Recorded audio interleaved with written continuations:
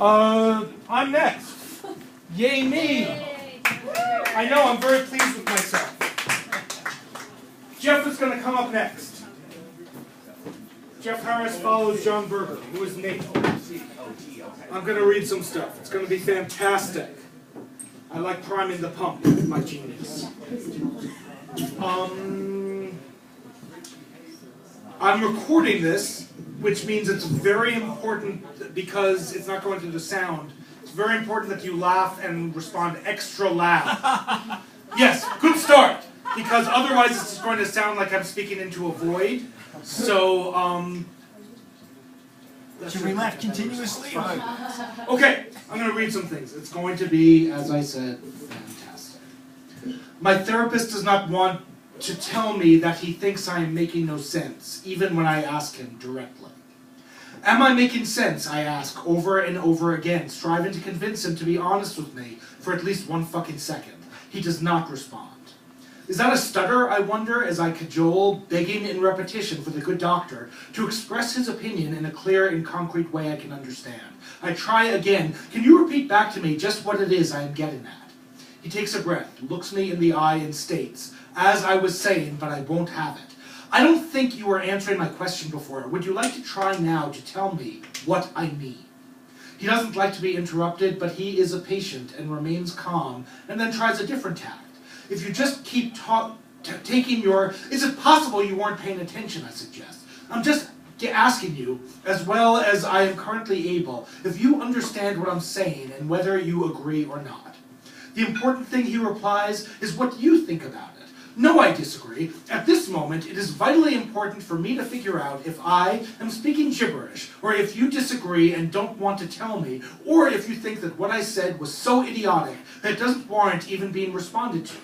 Right now, the utmost importance goes to whether we are communicating, you and I, and what that communication is worth. He sighs, sits upright, and says, I did not understand what you said.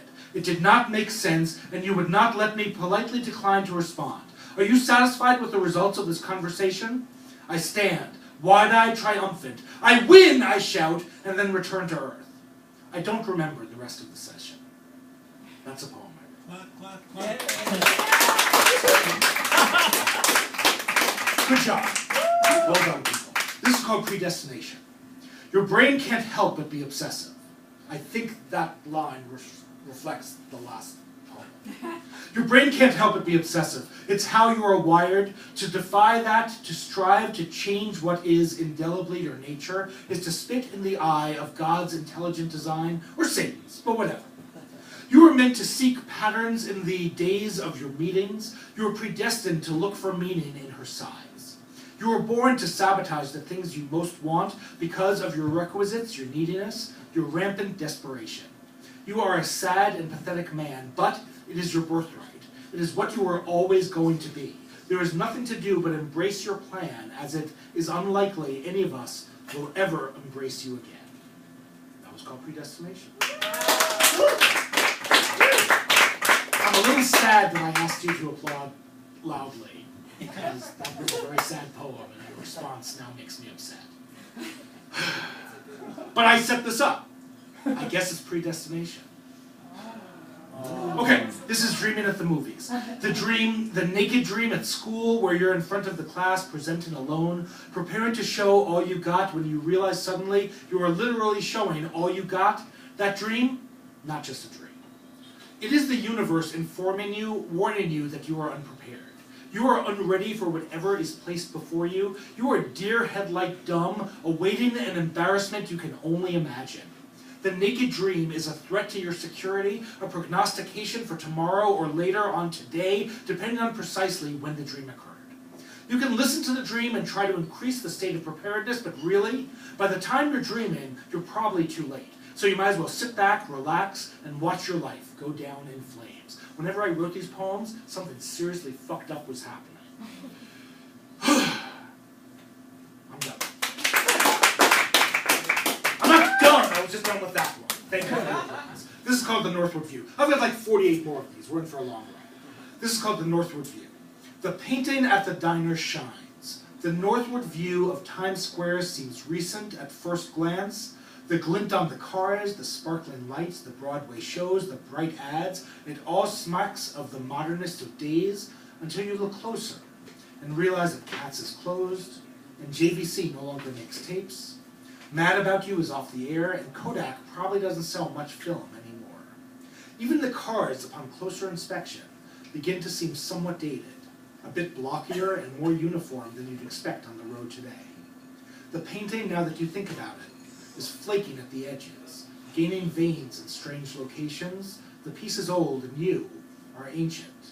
Old enough, at least, to mistake the history presented before you as somehow a variation of current events. This is called Shop Block. Thanks. Johnny Stone just came in from far off north. He's going to have to perform, but he's going to be doing some of the sloppy J stuff. It's going to be astonishing. But that's not now. It's my turn. It's my turn. Why are you trying to take the attention off of me? Jesus Christ, man. This is called Shop Block.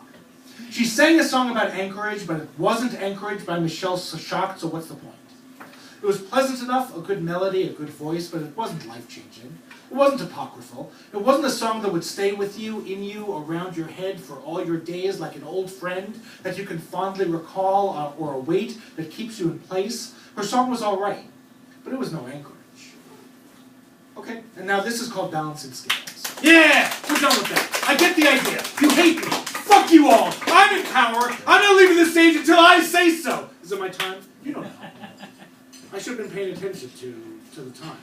Probably this is it. Probably this is the last one. I'll bet that I ran out of memory on that anyway. So really, last one. This is called Balancing Scales. When we kill the rich and their fat asses and gold suspenders are holding up the wall and we are readying them for the firing squad, please remember that I was one of you all along. I was the proletariat. I was a worker drone. I was one of the unwashed, the dirty, the unconsidered. I was part of the wretched majority. Sure, I may have spoken better than most of you, and lived better, and had an education at one of the elite institutions, or maybe 3 of them, but I never lorded it over you.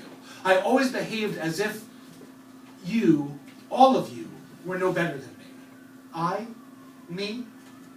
Please keep this in mind when we sort out all the heroes and villains, and be sure to recall I gave to bums at least once or twice. Thank you. Jeff, you're next. I'm getting off. John, you're next. I got confused. It says Jeff is... Oh, Jesus Christ, people! Get on up there, John Hodel. Do what you gotta do.